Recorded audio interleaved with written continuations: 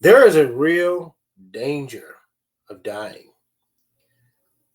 Now, most people don't primarily or necessarily put this in real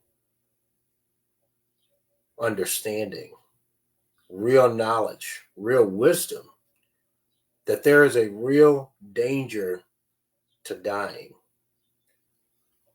Now, a good number of people look at dying in ways from a physical standpoint. There are those who don't want to die in a plane crash. They don't want to die in a fire. They don't want to die in a car wreck. They don't want to die from being alone, being left someplace and have to starve to death. A face with a circumstance that will lead to death. Now, when we see the relation of God's word and we understand that getting to heaven must be and should be the most important thing in our lives.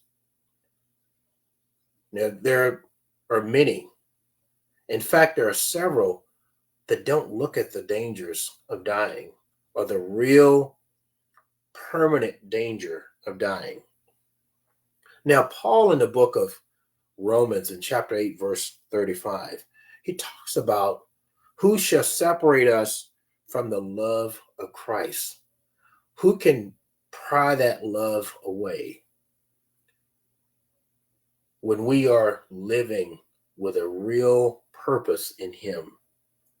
Shall trouble or hardship or persecution or famine or nakedness or danger or sword? Paul is asking a pointed question. Who can separate us from the love of Christ? See, we need to have the Lord in our lives, not when we're just faced with our physical death, but we need to have a real relationship with Him. This relationship must be built between you and the Lord in truth, in wisdom, in understanding, in God's love, His grace, and His mercy.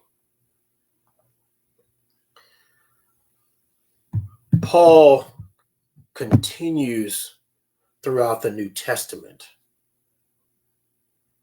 showing churches and those how important it is to serve the Lord and how important Christ was in his life.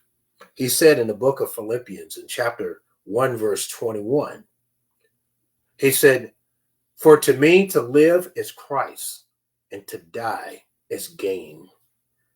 So when Paul is living in this world, he was going to live for Christ. But if his time was up,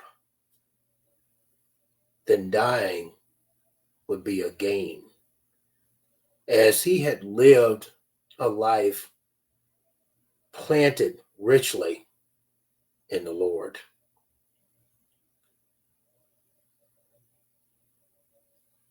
Have you witnessed a death? Have you seen pictures? Have you saw someone with your own eyes? Death. And what is the danger of our physical lives, which must go beyond the physical? We must reach the level of the spiritual framework that we need to live for the Lord. There's a real danger in dying. There's a danger to die physically, but there is also a permanent danger to die spiritually.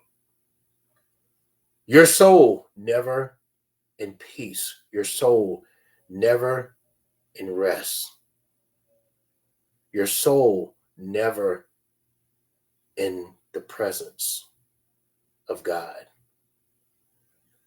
The time is always in this present moment. To look at life and seek to stray away from the danger of dying,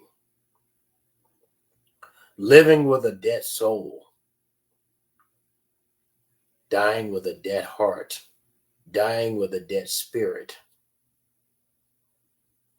Seek to live with a purpose to serve the Lord and to be in his kingdom with his son for eternity.